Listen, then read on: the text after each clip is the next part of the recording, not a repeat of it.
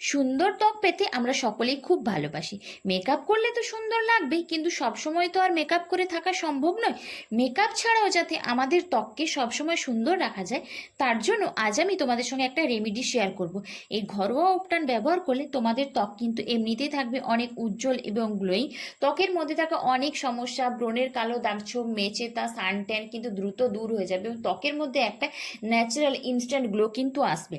তো চলো বন্ধুরা, আর বেশি না কথা বলে পুজোর আগে আমি যেভাবে আমার ত্বকের যত্ন নিয়ে থাকি সেটা ঝটপট করে দেখে নাও। তার আগে বলবো, এখনো পর্যন্ত যারা আমার চ্যানেলটিকে সাবস্ক্রাইব করে তারা আমার চ্যানেলটিকে অবশ্যই সাবস্ক্রাইব করে রাখো এরকম নতুন নতুন ভিডিও পাওয়ার জন্য। আমি আজকে রেমেডিতে সব কিছু বলে দেবো। তোমরা এই রেমেডিটা কখন ব্যবহার করবে, সপ্তাহে কদিন ব্যবহার করবে, আর এই রেমেডিটা কিন্তু ছেলে মেয়ে উভয়ই ব্যবহার করতে পারে। তো চলো বন্ধুরা, ঝটপট করে দেখে নাও। সবার প্রথমে আমি আমার ফেসটাকে খুব ভালোভাবে ক্লিন করে নিচ্ছি। যে কোনো রেমেডি ব্যবহার করার আগে ফেসটাকে তোমরা নর্মাল জল দিয়ে কিংবা ফেস ওয়াশ দিয়ে খুব ভালোভাবে ক্লিন করে নিও। এরপর আমি আমার ফেসটাকে খুব ভালোভাবে স্ক্রাবিং করব।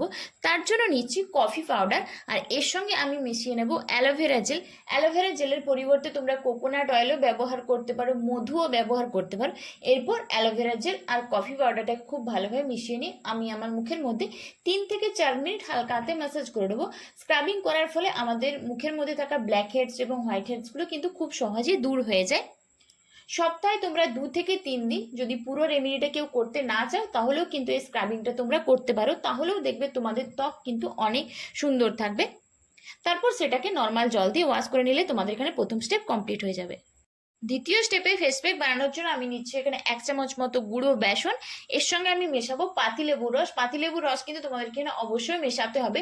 পাতিলেবুর রসের মধ্যে রয়েছে ভিটামিন সি, যা আমাদের ত্বকের মধ্যে থাকা যে কোনো ধরনের কালো দাগছোপকে কিন্তু দ্রুত দূর করতে সাহায্য করে। এরপর আমি মিশিয়ে নিয়েছি এর সঙ্গে হলুদ গুঁড়ো, তার সঙ্গে মিশাচ্ছি আমি চন্দন পাউডার, আর এই সবকটা মিশ্রণকে আমি এখানে টক দই দিয়ে খুব ভালোভাবে মিশিয়ে নিচ্ছি। চন্দন পাউডার তৈলাক্ত ত্বকের জন্য খুব ভালো। যাদের মুখের মধ্যে ব্রণর সমস্যা রয়েছে তারা চন্দন পাউডার কিন্তু এমনিও নর্মাল জল দিয়ে গুলে ব্যবহার করতে পারে। টক দই ব্যবহার করেছি। টক দই আমাদের মুখের মধ্যে থাকা যে কোনো ধরনের কালো দাগছোপকে সহজে দূর করে দেয়। তোমরা চাইলে এই রেমেডিটাকে হাতে, পায়ে এবং গলাতেও ব্যবহার করতে পারো। যে জায়গাতে তোমাদের ট্যান পড়ে গেছে, কালো হয়ে গেছে, সেখানেও কিন্তু তোমরা এটাকে ব্যবহার করতে পারো। কোন সময় ব্যবহার করবে তার জন্য পুরো ভিডিওটা কন্টিনিউ করতে থাকো।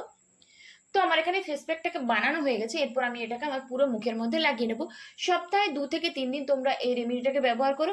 চেষ্টা করো তোমরা এই রেমেডিটা রাত্রের দিকে করার, কারণ রাত্রের দিকে করলে যে কোনো রেমেডি কিন্তু খুব তাড়াতাড়ি ফলাফল দেয়। আর যদি দিনের বেলায় করে থাকো তাহলে কিন্তু রোদে কম বেরিও, আর রোদে বেরোলেও সানস্ক্রিন কিন্তু অবশ্যই ব্যবহার করো। ফেসের সঙ্গে সঙ্গে তোমরা এটা গলাতেও ব্যবহার করতে পারো। তারপর এটাকে 15 থেকে 20 মিনিট রেখে নর্মাল জল দিয়ে ধুয়ে নিও। আর সব শেষে তোমরা যে কোনো ধরনের একটা টোনার এবং ময়শ্চারাইজার কিন্তু অবশ্যই ব্যবহার করো। আমি এখানে টোনারের জন্য রোজ ওয়াটার ব্যবহার করছি। তো এটাই ছিল আজকের একটা ছোট্ট রেমেডি। ভিডিওটা ভালো লাগলে অবশ্যই নিচে কমেন্টস করো, আর রেমেডিটাই তোমরা অবশ্যই ট্রাই করে দেখো।